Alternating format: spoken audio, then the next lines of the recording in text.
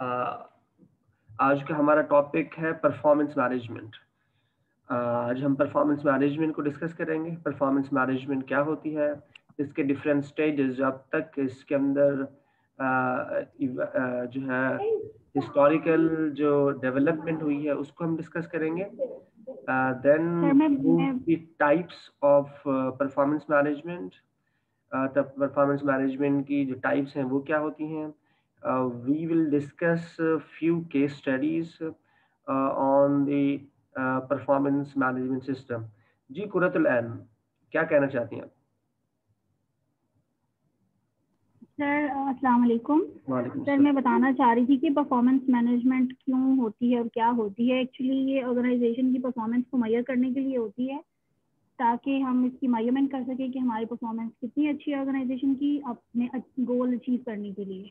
Okay, you are talking about the measurement of the organisation कि organisation कैसे perform कर रही है, उसकी मेजरमेंट के लिए हम परफॉर्मेंस मैनेजमेंट करते हैं। Yes sir. ओके ठीक है जी। और कौन है जी जो बात करना चाह रहे हैं? अभी मुझे कुछ जी कुर्रतुलैन का तो अभी हो गया। सानिया जी, सानिया। यस सर, ये परफॉर्मेंस मेजर करने के लिए हर कंपनी में एक परफॉर्मेंस अप्रेजल सिस्टम होता है। तो एंड ऑफ ईयर वो ये होता है कि आपकी जो भी परफॉर्मेंस टास्क है या अचीवमेंट थी, सर्टिफिकेशन है, और आपके जो लीडिंग रिपोर्टिंग लीड होते हैं वो आपके अपने वो रिव्यूज पे इसमें ऐड कर देते हैं, ताकि उसकी वजह से आपके बॉस हैं, उसके ऊपर वाले बॉस ये आपकी परफॉर्मेंस रिव्यू करते हैं कि आपने परफॉर्मेंस कैसी रही। आपके जो साल के शुरू में जो आपने टास्क सेट किए थे, ये गोल सेट किए थे, वो वेदर वो अचीव हुए हैं या नहीं हुए, और उससे इसका रिजल्ट क्या आया। तो इससे ये होगा कि अगर एक प्रोजेक्ट में स्पेसिफिक नंबर पर एम्प्लॉइज हैं तो उन्होंने उनकी परफॉर्मेंस कैसी रही। और दो प्रोजेक्ट की परफॉर्मेंस से भी देखा जा सकता है, लेकिन जो एम्प्लॉय ने खुद सेट किए थे इंडिविजुअल एम्प्लॉइज की परफॉर्मेंस हम इस तरह से मेजर कर सकते हैं, और उसी के लिहाज से इंक्रीमेंट और प्रमोशन हम हर एम्प्लॉय को दे सकते हैं जो उनको डिजर्व करते हैं। ठीक है जी, जिससे एक तरह से कंपनी की भी हो रही है और इंडिविजुअल एम्प्लॉयज की भी हो रही है। चलिए thank you very much Sania. आगे बढ़ते हैं। तो परफॉर्मेंस मैनेजमेंट को पढ़ने से पहले Basically, जी जी बोलें। performance management, basically the one we played this role, जो organization के objectives होते हैं, goals जो set हुए होते हैं, in order to meet those goals and evaluating that how employees has performed in order to meet those goals in a long-term point of view. So every year that needs to be checked. Okay okay, thank you. Aman बात कर रहे हैं ना? नहीं Zubair. Zubair Akhtiyar ji, Zubair, thank you very much Zubair. अच्छा जी, आगे बढ़ते हैं। नाउ बिस्मिल्लाहिर्रहमानिर्रहीम। व इज़ा अखज़ना मीसाक़ बनी इसराईल ला तअबुदून इल्लल्लाह व बिल वालिदैनि इहसाना व ज़िल क़ुरबा वल यतामा वल मसाकीन व क़ूलू लिन्नासि हुस्ना व अक़ीमुस्सलाता व आतुज़ ज़कात थुम्मा तवल्लैतुम इल्ला क़लीलन मिनकुम व अंतुम मुअरिज़ून। ये कुरान मजीद की एक आयत है, उसका तर्जमा है अल्लाह के नाम से शुरू जो निहायत मेहरबान और रहम करने वाला है। और जब हमने बनी इसराइल से वादा लिया कि तुम अल्लाह के सिवा दूसरे की इबादत ना करना और माँ बाप के साथ अच्छा सलूक करना, इसी तरह क़राबतदारों, यतीमों और मिस्कीनों के साथ, और लोगों को अच्छी बातें कहना, नमाज कायम रखना और ज़कात देते रहना, लेकिन थोड़े से लोगों के अलावा तुम सब फिर गए और मुंह मोड़ लिया। तो ये कुरान मजीद की एक आयत का तर्जमा है, जिसके अंदर जो है अल्लाह ताला ने जो है बनी इसराइल को अपना वादा याद दिलाया है कि मैंने आपको कहा था कि आपने मेरी इबादत करनी है और वालिदैन के साथ अच्छा सलूक करना है, अपने रिश्तेदारों, यतीमों और मसाकीन के साथ नमाज कायम रखनी है और रोज़ा रखना है। तो ये कुछ चीज़ें इसके अंदर जो है वो बताई गई हैं, जो कि हमारे ऊपर भी जो है ये लागू होती हैं कि हम जो है अल्लाह ताला की इबादत करें, उसके अलावा सिवा किसी दूसरे की इबादत ना करें। माँ बाप के साथ बहुत अच्छा सलूक करें, जो कि हमारे यहाँ आपको मालूम है कि आजकल वालिदैन के साथ क्या हो रहा है। अल्लाह ताला हम सबको अपने वालिदैन के साथ अच्छा सलूक करने की और उनसे अच्छे से बात करने की और उनसे खिदमत करने की जो है तौफीक दे। और हमारे इर्द गिर्द में जो हमारे रिश्तेदार हैं, यतीम हैं और मिस्कीन हैं, अगर उन्हें ज़रूरत है हमारी तो उन्हें ज़रूर हमें जो है उनका साथ देना चाहिए जिस हद तक हम उसे दे सकते हैं। और नमाज को डेफिनेटली एज ए मुस्लिम जो है वो हमें नमाज को पढ़ना है, क्योंकि ये इस्लाम का एक जुज़ है और ज़कात हमारे ऊपर फ़र्ज़ है। तो ये सारी चीज़ें हमने करनी ही हैं। अगर ये हम करते रहेंगे तो अल्लाह ताला की रहमत हमारे ऊपर जो है वो नाजिल होती रहेगी। अगर हम इससे फिर जाएंगे, मुकर जाएंगे, तो फिर हमारे लिए एक बहुत बड़ा जो है आगे समझेंगे। आप जब जाएंगे तो इन तमाम सवालात के जवाबात आपको दुनिया में भी और आखिरत में दोनों जगहों पे देने पड़ेंगे। तो आगे बढ़ते हैं।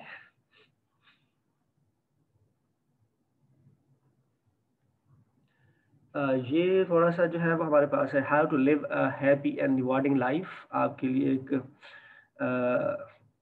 छोटा सा सबक जो है आमोज ये स्लाइड है, जिसके अंदर हमने कहा है कि take into account that great love and great achievement involve great risk.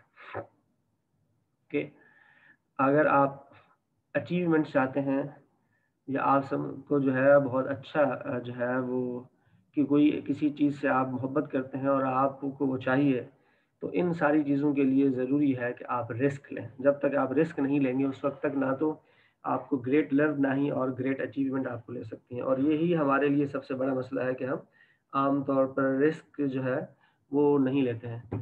तो अगर आपको कोई बिग अचीवमेंट करनी है तो उसके लिए रिस्क लेना पड़ेगा। जितना बड़ा रिस्क होगा उतना बड़ी अचीवमेंट होगी, जितना कम रिस्क होगा उतनी कम अचीवमेंट होगी। When you lose don't lose the lesson.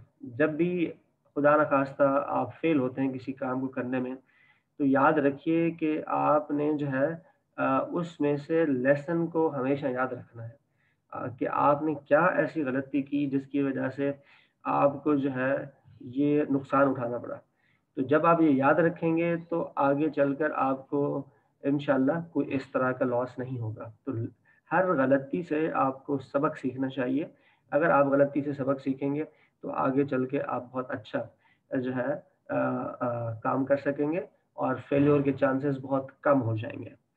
इसी तरह हमारे पास है ये 3 R's हैं जिनको याद रखना आप लोगों के लिए बहुत ही ज़रूरी है कि रेस्पेक्ट फॉर सेल्फ, अपनी रिस्पेक्ट करें, अपनी इज्जत करें। आपकी अपनी इज्जत जो है वो सबसे इम्पोर्टेंट है सबसे पहले। उसके बाद respect for others and responsibility for all your actions. अपनी इज्जत करें, दूसरों की इज्जत करें और जो आप काम करें उसकी रिस्पॉन्सिबिलिटी लें। क्योंकि जो लोग अपने कामों की रिस्पॉन्सिबिलिटी नहीं लेते हैं वो कभी भी आगे नहीं बढ़ सकते, और ना ही वो अच्छे लोग होते हैं और ना ही वो कम्पिटेंट लोग होते हैं। इंसान से ही गलती होती है। अगर गलती आपसे हुई है या आपने कोई अच्छा काम किया है, यानी अच्छा काम अपने ज़िम्मे में, गलत काम जो है दूसरों के ज़िम्मे में, ये बिल्कुल ही ठीक नहीं होगा आपकी पर्सनैलिटी के लिए। जो आपने किया है उसको आप एक्सेप्ट करेंगे, ये आपके ही एक्शन से हुआ है, ये आपके ही जो है रिस्पॉन्सिबिलिटी थी और आपसे ही गलती हुई है। तो जो आपके एक्शंस हैं उसको एक्सेप्ट करना आपकी रिस्पॉन्सिबिलिटी है। अगर आप ऐसा नहीं करेंगे तो आप दुनिया में कामयाब और आखिरत में भी कामयाब नहीं होंगे। Remember that not getting what you want is some time a wonderful stroke of luck. बाद दफ़ा ऐसा होता है कि कोई चीज़ आपको नहीं मिलती है, वो जिसको आप बहुत अच्छे से चाहते हैं, आप चाहते हैं बस ये मुझे मिल जाए, लेकिन वो आपको नहीं मिलती। और ऐसी चीज़ से बिल्कुल इंसान को अफसोस नहीं करना चाहिए, बल्कि ऐसा होता है बाज़ दफ़ा कि अगर कोई चीज़ आपको नहीं मिल रही तो आपके नसीब में उससे कोई बहुत ही बेहतर और अच्छी चीज़ आपके लिए इंतज़ार कर रही है। तो आपको ये सोचना है कि अल्लाह ताला से जब आपने कोई चीज़ मांगी है, आपने कोशिश की उस चीज़ के लिए, उसके बावजूद भी नहीं मिली, इसका मतलब है वो आपके हक में बेहतर नहीं है।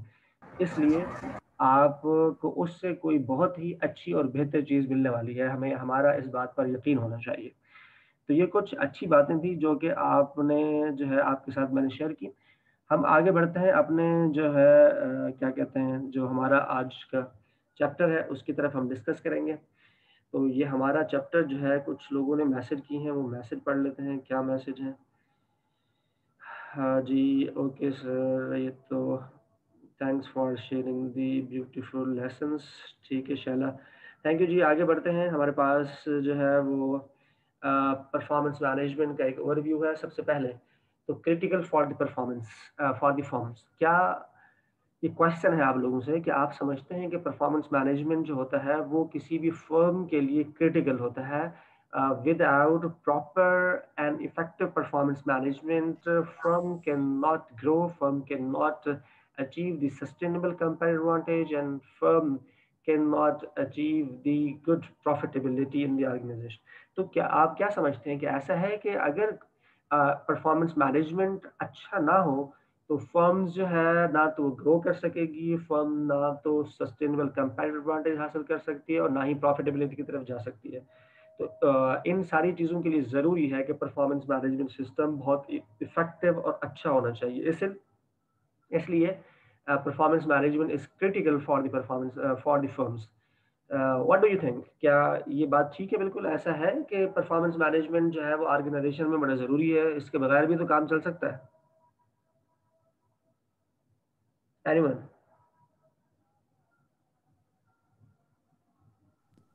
नो सर, इसके बगैर काम नहीं कर सकते हैं। It's very important to take measures of the performances of the employees. ठीक है। Anyone else? जी सर। डाटा इवैल्यूएट करना होता है साल के आखिर, जस्ट टू सी हम कहाँ तक पहुँचे। तो इन ऑर्डर टू, जब इंफॉर्मेशन होगी तो पता चलेगा कि हम कहाँ तक पहुँचे in order to meet those organisation goals. So this is why it is. आप ये समझते हैं कि परफॉर्मेंस मैनेजमेंट बहुत क्रिटिकल है फर्म्स के लिए? सॉरी? Yes sir. आप ये समझते हैं कि परफॉर्मेंस मैनेजमेंट फर्म के लिए क्रिटिकल है बहुत, इसके ऊपर तवज्जो देनी चाहिए कंपनीज को? बेसिकली एम्प्लॉयज को इवैल्यूएट करने के लिए उनसे एक टास्क दिया हुआ था, ब्रेक डाउन टास्क। वो कहाँ तक वेटेज पॉइंट ऑफ व्यू से कि how much they have achieve those task in order to meet the overall goals, objective which has been set. So yes, it is important. Okay, thank you. Zubair ji, Shaila आप क्या कहना चाह रही हैं? Sir मैं भी यही कहूँगी कि बिल्कुल बहुत ज़रूरी है। अगर हम कोई टास्क किसी को असाइन करते हैं और अगर हम उसका चेक एंड बैलेंस ही नहीं रखते तो, और अगर एम्प्लॉयज़ को पता भी है कि ये सब कुछ नहीं होगा तो वो तो अपनी मर्जी करेंगे। तो ये सारा जो देखना है, इसका जो भी हमारी ऑर्गेनाइजेशन के अंदर काम हो रहे हैं, बहुत इंपॉर्टेंट है सर ये। इसको देखना। आगे बढ़ते हैं। हमारे पास नेक्स्ट है beyond the dreaded annual review. जो परफॉर्मेंस मैनेजमेंट होता है ये एनुअल रिव्यू नहीं होता, ये आपको मालूम होना चाहिए। Performance management is not the annual review, और एनुअल रिव्यू जो है वो परफॉर्मेंस मैनेजमेंट में डिस्करेज किया जाता है।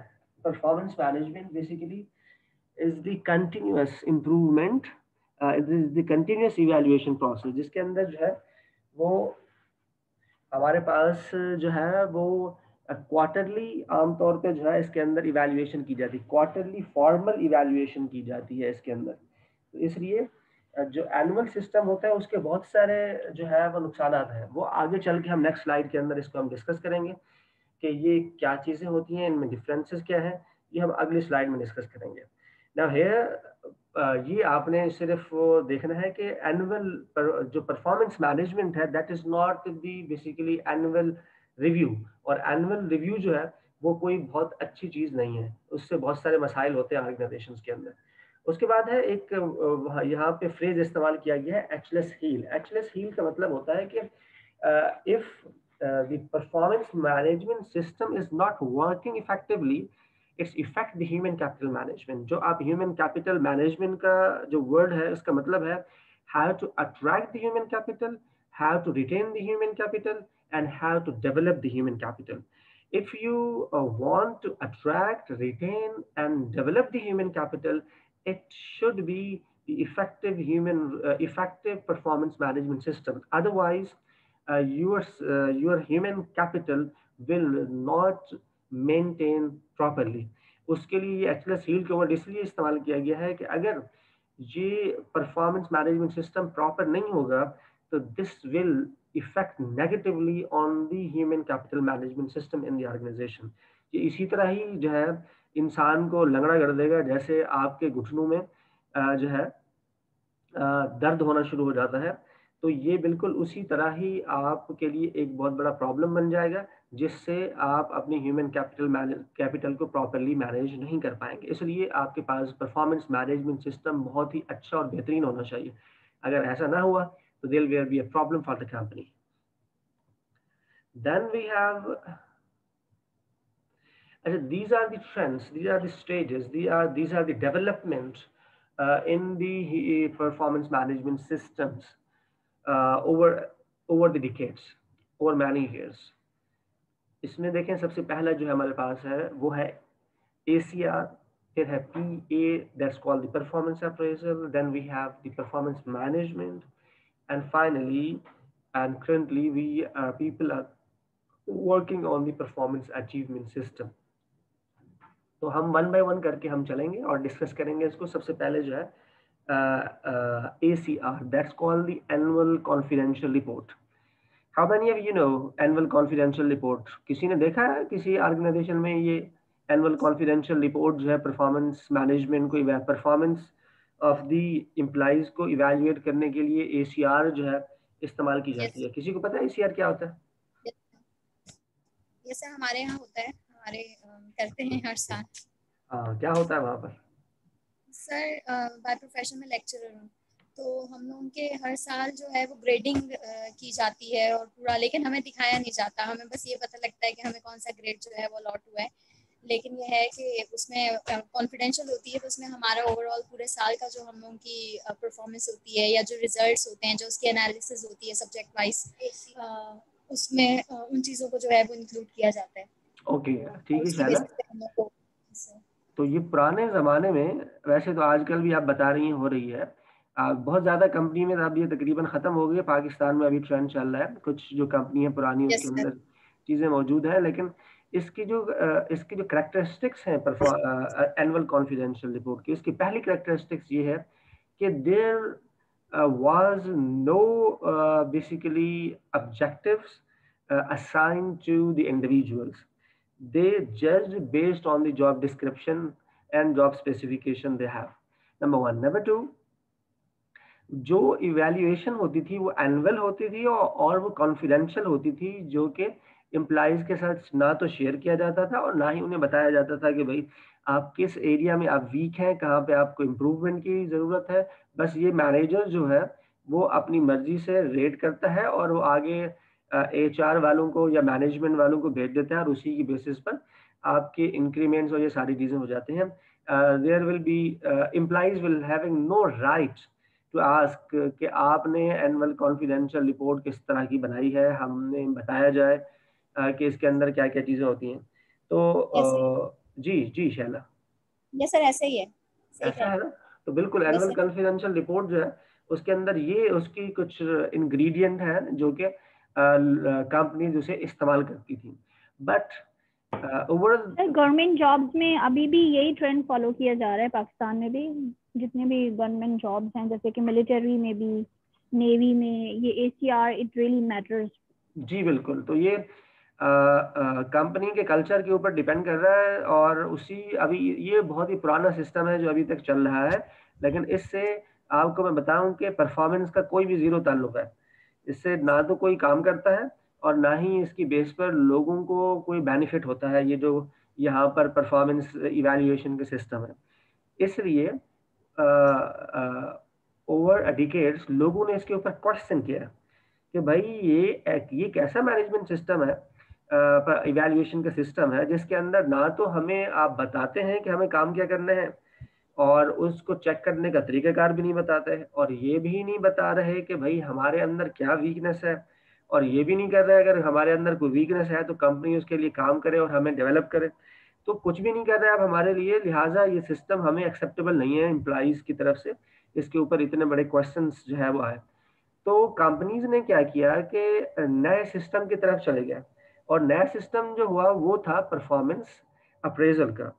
अब परफॉर्मेंस अप्रेजल में वो उन सारे क्वेश्चंस को इंक्लूड किया गया जो कि ACR के अंदर मौजूद थे। यानी ACR का सबसे पहला मसला ये था कि उसके साथ ऑब्जेक्टिव शेयर नहीं होते थे। दूसरा मसला ये था कि स्टैंडर्ड्स नहीं बताए जाते थे। तीसरा मसला ये था कि वो जो है एम्प्लॉइज के साथ शेयर नहीं किया जाता था। चौथा मसला ये था कि अगर कोई प्रॉब्लम है तो आप किसी को कह नहीं सकते, किसी को कुछ बता नहीं सकते, आप अपील नहीं कर सकते। तो ये सारे के सारे जो इंग्रेडिएंट है वो परफॉर्मेंस अप्रेजल सिस्टम में इंक्लूड किया गया। यानी परफॉर्मेंस अप्रेजल सिस्टम के अंदर आप जो एम्प्लॉइज हैं उसकी परफॉर्मेंस को इवैल्यूएट करते हैं according to the standards which is defined the start of the year. तो उसके अंदर सबसे पहली जो चीज़ है वो आपको ऑब्जेक्टिव असाइन किए जाते हैं। उन ऑब्जेक्टिव को चेक करने के लिए स्टैंडर्ड डिज़ाइन किए जाते हैं। जब परफॉर्मेंस इवैल्यूएशन होती है तो सुपरवाइजर और एम्प्लाई मिलकर उस फॉर्म के ऊपर साइन करते हैं। एम्प्लाई जो है वो वीकनेसेस जो सुपरवाइजर है वो वीकनेसेस शेयर करता है एम्प्लॉइज के साथ और बाकायदा उससे डिस्कस करता है कि हम आपके लिए कौन कौन सी जो है वो ट्रेनिंग रिकमेंड कर रहे हैं ताकि आपको इम्प्रूव किया जाए इन एरियाज के अंदर। और फाइनली अगर आप को कोई प्रॉब्लम है, आप ये समझते हैं कि आपका परफॉर्मेंस अप्रेजल प्रॉपर नहीं हुआ है, तो you have the right to appeal to the human resource department और the other committees which are basically formulated for your concern. तो उसके लिए जो है वो आप उनको अपील कर सकते हैं। तो ये तो हो गया परफॉर्मेंस अप्रेजल। अब जी परफॉर्मेंस अप्रेजल पर क्वेश्चन आना शुरू हो गया। परफॉर्मेंस अप्रेजल पर तो पहला क्वेश्चन काफी अरसे के बाद फिर लोगों ने कहा जी नहीं ये सिस्टम भी हमें पसंद नहीं है, इसमें बड़े मसाइल हैं। जी क्या मसले हैं भैया? अब इस सिस्टम के अंदर आपके पहले मसाइल तो हल किए कर दिए गए जो ACR में थे, तो अब ये परफॉर्मेंस अप्रेजल में क्या मसला आ गया? तो लोगों ने कहा जी सबसे पहला मसला तो इसके अंदर ये है कि ये साल में एक दफा होता है, और साल में एक दफा अगर होता है तो क्या करते हैं लोग? पूरा साल काम नहीं करते, साल के आखिरी 3-4 महीनों में बहुत अच्छा काम करते हैं और बहुत अच्छा इंक्रीमेंट लेके चले जाते हैं। तो ये बात जो है वो हमारे समझ में नहीं आती है, लिहाजा इस सिस्टम को चेंज किया जाए। उधर से जो मैनेजमेंट है उसने प्रेशर डाला HR वालों पर कि भाई ये कैसा सिस्टम आपने इम्प्लीमेंट किया है जिसका ताल्लुक तो कंपनी की परफॉर्मेंस से कोई है ही नहीं। ये तो आप बस ये सिस्टम ऐसा है जिससे सिर्फ आप ये जज कर सकते हैं कि कौन काम कर रहा है कौन काम नहीं कर रहा। इससे हमें तो ये नहीं पता चल रहा है कि इससे जो कंपनी है उसको क्या बेनिफिट होगा। तो कंपनी का बेनिफिट हम क्यों जो है ऐसे सिस्टम को इम्प्लीमेंट करें जिससे कंपनी को बेनिफिट ही नहीं हो रहा, ना कंपनी ग्रोथ में कोई कंट्रीब्यूशन है। बस सिर्फ और सिर्फ ये जो सिस्टम है इसका पूरा फोकस इस बात पर है कि किस तरह एडमिनिस्ट्रेटिवली डिसीजन लिए जाएं, जैसा कि इंक्रीमेंट के डिसीजन लिए जाएं, जैसा कि प्रमोशन के डिसीजन लिए जाएं, जैसा कि ट्रेनिंग एंड डेवलपमेंट के डिसीजन लिए जाएं। तो ऐसे सिस्टम को जो है कंपनी में नहीं होना चाहिए। तो इसके अंदर नई डेवलपमेंट की गई जिसके अंदर जो है वो साल में एक दफा परफॉर्मेंस अप्रेजल होने की बजाय अब ये साल में जो है वो क्वार्टरली परफॉर्मेंस अप्रेजल होने लगा कि हर क्वार्टर के अंदर परफॉर्मेंस अप्रेजल होने लगा। ये एक चीज हो गई। दूसरा, इसके अंदर मेंटोरिंग और कोचिंग का कंसेप्ट दिया गया कि जब 4 महीने बाद अगर उस बंदे ने अपने ऑब्जेक्टिव अचीव नहीं किए हुए होंगे अकॉर्डिंग टू द स्टैंडर्ड्स, तो आप उनका एरिया आइडेंटिफाई करेंगे, उनकी डेवलपमेंट करेंगे, उनकी कोचिंग करेंगे ताकि अगले आने वाला जो क्वार्टर है उसके अंदर वो पुराने जो प्रॉब्लम है उनको भी सॉल्व कर लें। उनको सॉल्व करने के बाद वो बेहतर उसकी तरफ चले जाएंगे। और ऐसा सिस्टम बनाया गया जिससे जो भी HR की एक्टिविटीज हैं उनको अलाइन किया गया with the performance of the organisation. तो 3 स्ट्रैटेजीज को आपस में अलाइन किया गया जिसमें कॉर्पोरेट स्ट्रैटेजी, बिजनेस स्ट्रैटेजी और फंक्शनल में HR आता है। HR की स्ट्रैटेजीज को अलाइन किया गया बिजनेस की स्ट्रैटेजीज के साथ और बिजनेस की स्ट्रैटेजीज को अलाइन किया गया कॉर्पोरेट की स्ट्रैटेजीज। इस तरह ये अलाइनमेंट के बाद जो है ये सिस्टम परफॉर्मेंस अप्रेजल से परफॉर्मेंस मैनेजमेंट की तरफ आ गया और ये नया सिस्टम इंप्लीमेंट हो गया जिसको लोग ये कहने लगे कि ये कंटिन्यूस सिस्टम है। कुछ अर्सा चलने के बाद इस सिस्टम के ऊपर भी क्वेश्चन मार्क जो है वो लोगों ने लगाना शुरू कर दिया। उन्होंने कहा जी 4 महीने तो बहुत होते हैं, 4 महीने में जो है वो आप जो है बात चेक करेंगे तो ये 4 महीने बहुत होते हैं। हमें तो भाई ऐसा सिस्टम चाहिए जो डेली बेसिस पर जो है वो होना चाहिए या वीकली बेसिस पर होना चाहिए।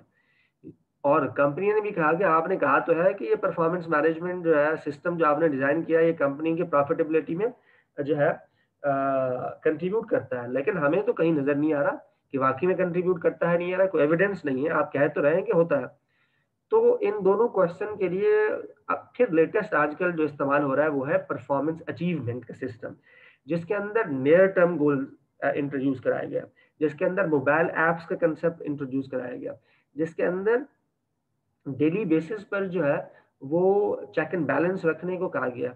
अब मैनेजर्स जो है उन्होंने एप्स इंट्रोड्यूस करा दी हैं और मैनेजर्स का काम डायरेक्टली जो है वो सुपरवाइज करना नहीं है, बल्कि लोगों को काम के अंदर इन्वॉल्व करना है, लोगों को इम्प्लाई इंगेजमेंट की तरफ लेकर आना है। तो इस सिस्टम के थ्रू इम्प्लाई इंगेजमेंट बढ़ेगी, इम्प्लाई खुद रिस्पॉन्सिबल होगा कि वो अच्छा कर रहा है बुरा कर रहा है, उससे मैनेजर इतना ज्यादा फोकस नहीं होगा। मैनेजर सिर्फ डेटा एनालिसिस करेगा कि कौन काम कर रहा है कौन काम नहीं कर रहा, और वो सिर्फ डेटा एनालिसिस की बेस पर ही उनसे बात करेगा। उन्हें देख नहीं सकता डायरेक्टली कि आप क्या कर रहे हैं क्या नहीं कर रहे हैं किस तरह। अब वो काम उनको जो दिया है वो काम उन्होंने कंप्लीट किया है या नहीं किया, उसकी बेसिस पर वो उनसे डील भी करेगा, डिस्कस भी करेगा, बात भी करेगा। और इसी तरह ये सिस्टम जो है अब नियर टर्म ऑब्जेक्टिव के ऊपर जो है ये काम कर रहा है।